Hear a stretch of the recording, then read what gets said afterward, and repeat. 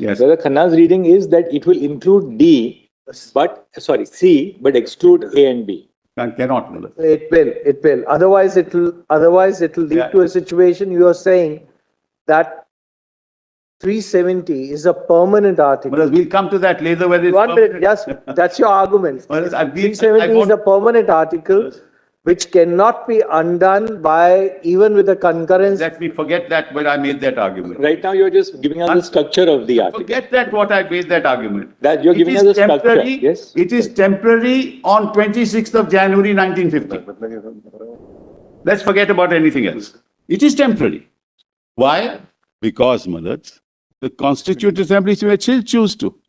So it's temporary. There's nothing wrong with that heading. Provided further that no such order which relates to matters other than those referred to in the last preceding proviso shall be issued except with the concurrence. You go to B1 and B2. So that was the law, the same template, now the orders for the rest of the provisions. Then read 2, Malads. It shall be placed before such assembly for such decision and may be taken thereon. Same template of B and D, Malads. And they can reject it. They need not confirm it. That's how you retain sovereignty, which is the instrument of accession. And if it don't retain it, it's temporary. That's why temporary. Well, I'm just trying to explain. With the structure of 370. Yeah. You complete clause 3, Yeah. then I have one question. Sure, But we'll first, you can complete, otherwise I'll be breaking your link. It's on some unrelated area, therefore.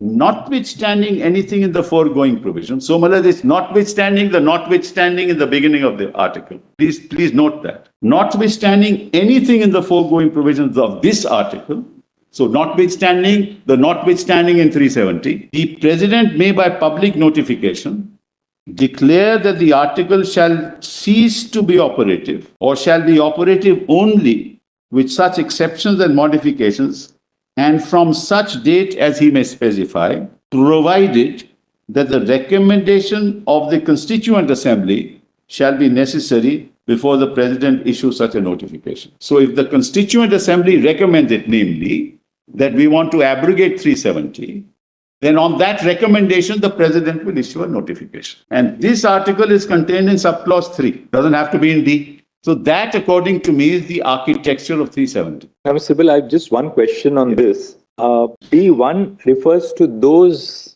matters in the instrument of accession which have been ceded by the Maharaja to the Dominion's power. B2 refers to all other matters in the Union and concurrent list other than what is covered by 1. Fair enough.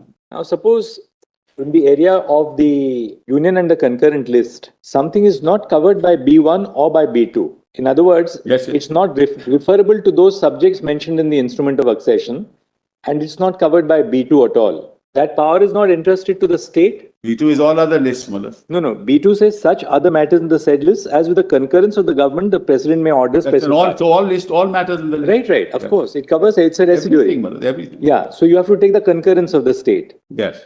Now, suppose it is not covered by B2 in the sense that there is no concurrence of the state, right? It's not covered by B1, yes, and you have not taken the concurrence of the state under B2. Correct. On such an aspect, the state legislature cannot exercise power because it's not in the state list. One second. Residuary power of the state. 1 second. Residuary power of the 1 state. second. Yeah. The state legislature, the state legislature is operating on the state list. And residuary power, Mullah. Residuary power came in and when? Under what? Other way around, Mullah. No, Kashmir, it was there from the beginning. Where does the residuary power find? Yes, I'll show that to you, Lord. This is part of the instrument itself. Instrument of accession. Yes, it is part of Mullah's all orders of the government. No, but has specifically it's also part of the Constitution. I'll show that. I just wanted to see whether it's part Yes, you're always to take it, Mullah. Because otherwise there'll be a peculiar situation where neither Parliament can exercise power, nor can the state legislature exercise power. I take your Lordship's point. I will demonstrate to your Lordships that the residuary power was with the state legislature throughout and with the state government throughout. That was the condition on which, Mullah, the accession took place. And I will demonstrate that to your Lordship. That's It's a simple, that's the least of my problems. Which is very different from what is subject matter of 1 and 2. Yes, right. Because they do not deal with abrogation of the article. Absolutely. Right. Yes, absolutely. Your Lordship is right. And therefore, when we read at that power, which is specifically conferred on the president, yes, then proviso, leave aside for the time being the proviso. Do you agree with that interpretation? No, For the time being, just leave the proviso. Well, look, I can't read the Constitution in this fashion. I can't even read an act in that fashion. Let's forget the Constitution. How do I leave the proviso when the Constitution is staring us in the face? No. The question Your was, is putting to therefore, clause 3 deals with abrogation of the article itself, which is not the subject matter of 1 and 2. No, it's subject matter of C. Article 1 shall apply to the state. No, correct. But it deals with complete abrogation of the article itself. I agree. And in that context, you may argue that your argument at the first fold was, it will be only if the conditions of the proviso is satisfied, that clause 3 will apply. Otherwise, if the conditions of the proviso are not satisfied, clause 3 will not apply. That's how your lordships have interpreted proviso since 1950, Malas. That's all that I can say. I can't say more than that. A proviso may in some cases be an exception. A proviso may in some cases be an elaboration. There's a difference, Malas. Yes. It depends upon the nature of the... Provisos are sometimes change colors. Proviso, Malas. Proviso that the recommendation... Rule for a proviso in that sense. Provided that the recommendation of the Constituent Assembly shall be necessary. It's a restriction on the exercise of power. That's right.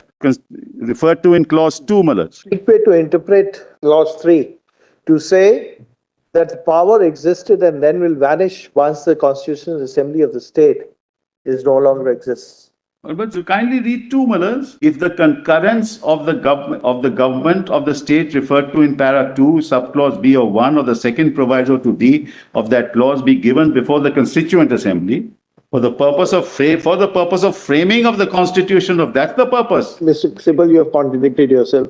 When you refer to clause C, subclause C is an independent clause and clause D not applicable to clause C, then the second proviso will not apply. In both cases. And therefore only subclause 3 will apply. Himala's point is clause 2 says that clause 3 will apply. Even for the purposes of those notifications. Anyway, we'll examine that. Yes. Now, we have understood your line of argument. No, there is something that's missing, Malas. The proviso says, provided that the recommendation of the Constituent Assembly of the state referred to in clause 2. Why are they saying that, Malas? The purpose is given in clause 2. Provided that the recommendation of the Constituent Assembly of the state referred to in clause 2 shall be necessary for the president before the president issues such a notification. It is necessary and before he issues it. How can you say that it's explanatory or that it's an independent clause? It specifies how it is to happen. It has to happen before. That is, the permission has to have before. You know, the reason why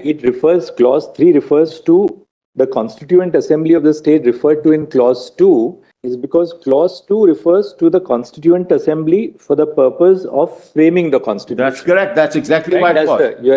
That's your point. You get that point. Yeah. Now, therefore, the recommendation of which Constituent Assembly, this makes it very clear that one and only Constituent Assembly which was formed for the purpose of framing of the state constitution. Right. Once the frame of the constitution was done, then that purpose of the Constituent Assembly is not like a permanent body. Like Parliament is a permanent body. The Supreme Court is a permanent body. No doubt about it. It's a body which has a specific purpose and then after it becomes functus officio, so to speak. Therefore, once the Constituent Assembly had fulfilled its purpose, then the proviso itself has no application. No, this is the problem, Malas, with the problem there is when you are applying 3 without the proviso and saying this is a blanket power, then Malas, the president can do it anytime without any consultation with anybody. One thing which we must passes an order that I integrate. One thing which we have to also bear in mind is all these provisions are in Part 21. Part 21 has used 3 expressions: temporary, transitional, and special. Correct. Temporary provisions are those which are intended to be in existence for a limited period of time, That's right. but without a point of terminus, right? A temporary government servant. That person is temporary for a limited period of time, but whose services are to be terminated. Until you are terminating the services of that person still continues. Right. That's that broad concept, of temporary. Absolutely right. Transitional means something which necessarily has a terminus. That's right. that laws it comes to made an earlier. Laws Right. made earlier. I'll show you some of the transitional provisions in this part. Right. And third is special. Right. Now we'll see, for instance,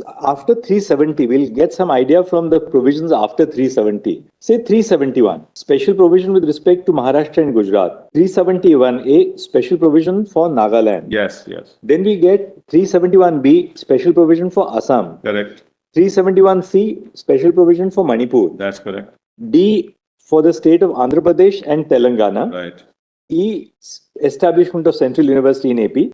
F is special provision for Sikkim, which came in 75. Right. G, Mizoram. H, special provision for Arunachal. Yes. Then I for state of Goa. J for the state of Karnataka. Right. Now, after these special provisions end, we come to 372, Right. which continuance in force of Existing laws. existing laws, Yes. which then says shall continue in force until altered or repealed or amended by a competent legislature Right. or by any other, like the penal code. Right. It just continued in force until it is altered. Then similarly, now we have 372A, power of the president to adapt laws. Right. And it says the president may by order made before the 1st of November 1957 make such adaptations and modifications. Right. So this was a transitional provision that the president had to make those adaptations by the 1st of November 1957. So it was a transitional provision.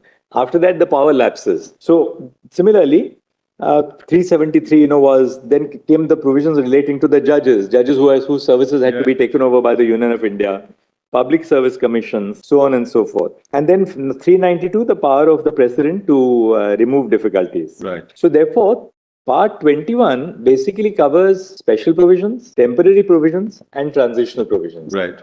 Now, it doesn't use the expression transitional in any head note or marginal note to the articles, but temporary and special are used in the marginal notes to specific articles of Part 21. And 370 specifically uses the expression temporary. It had to, Malad. It had So, to. can we then, by saying that the power under clause 3 goes once the Constituent Assembly comes to an end, really convert this into a permanent provision, which it was never intended to be by the Constitution? But that's, Malad, your lordships are now putting to me, it was never intended to be. Within 370, when it was put in, it had to be a temporary provision. It had to be, Malad. There was nothing there at that point in time. It had to be, Malad. It could never be a permanent thing. So why did the Constitution then put it in Part 21? Because, Malad, it is a separate, it relates to a particular state where the two sovereigns have come together and made a compact which is incorporated and integrated. No, Part 21 does not deal only with Jammu and Kashmir. It deals with other states.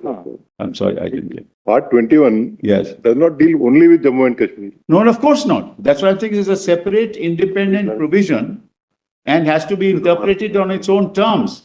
You can't incorporate Muller's concepts outside of 370 and integrate them into 370 and say, this is how we'll read 370. 370 is not temporary. Penal note expressly says it's temporary. No, it says temporary provisions with respect to temporary provisions. In other words, this is a provision which is temporary till such time as the Constituent Assembly decides this way or that way. That's the whole purpose, Muller's. Because when the Constitution came into force, there was no such thing as the Constituent Assembly even. How did the Constitution add this here? Because there was an understanding. Otherwise, why would you bring in the term Constituent Assembly in 370? It was not anywhere else.